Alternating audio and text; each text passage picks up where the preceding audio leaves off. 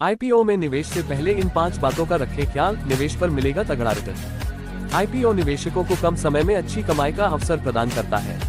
आमतौर पर मजबूत फंडामेंटल वाली कंपनियों के आईपीओ में निवेश करना सुरक्षित होता है। हालांकि किसी भी आईपीओ में निवेश से पहले रिसर्च जरूर करना चाहिए। शेयर बाजार में तेजी लौटने के बाद एक बार फिर आईपीओ मार्केट में हलचल तेज हो गई है। एक के बाद एक नई कंपनियां आईपीओ लेकर आ रही है।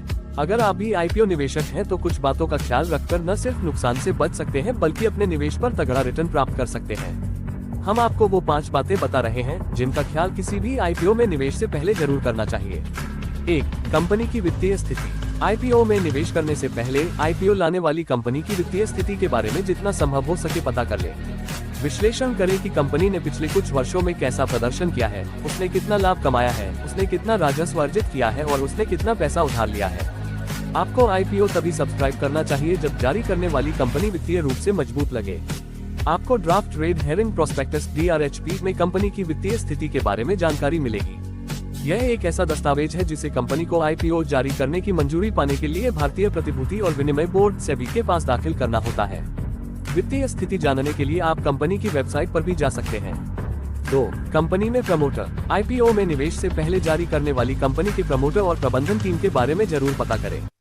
ये वे लोग हैं जो किसी कंपनी को चलाते हैं और महत्वपूर्ण कॉर्पोरेट निर्णय लेते हैं। जिन कंपनियों के प्रमोटर मजबूत और अनुभवी होते हैं उनमें आमतौर पर मजबूत विकास क्षमता होती है। ऐसी कंपनियों के शेयर समय के साथ काफी बढ़ सकते हैं और आप उनके आईपीओ में निवेश करके बेहतरीन रिटर्न पा सकते हैं। 3. जोखिम और ताकत। हर कंपनी की अपनी ताकत और जोखिम होते हैं।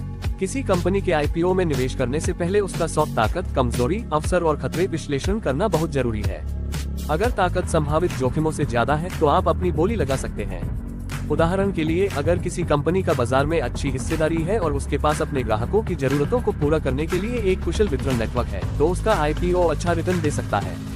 4. आईपीओ का मूल्यांकन। आईपीओ का मूल्यांकन उस कीमत पर निर्भर करता है जिस पर निवेशकों को पहली बार शेयर जारी किए जाते हैं। ये सबसे महत्वपूर्ण कारकों में से एक है जिसका विश्लेषण आपको आईपीओ की सदस्यता लेने से पहले करना चाहिए। अगर किसी कंपनी का आईपीओ ओवरवैल्यूड लगता है तो उसमें निवेश करने से बचना बेहतर है।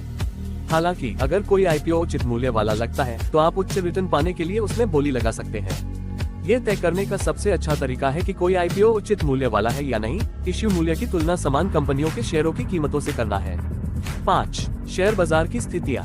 आखिरी लेकिन कम महत्वपूर्ण नहीं, आपको आईपीओ की सदस्यता लेने से पहले मौजूदा बाजार स्थितियों को देखना चाहिए। अगर बाजार में तेजी है तो आईपीओ में अच्छा रिटर्न मिल सकता है।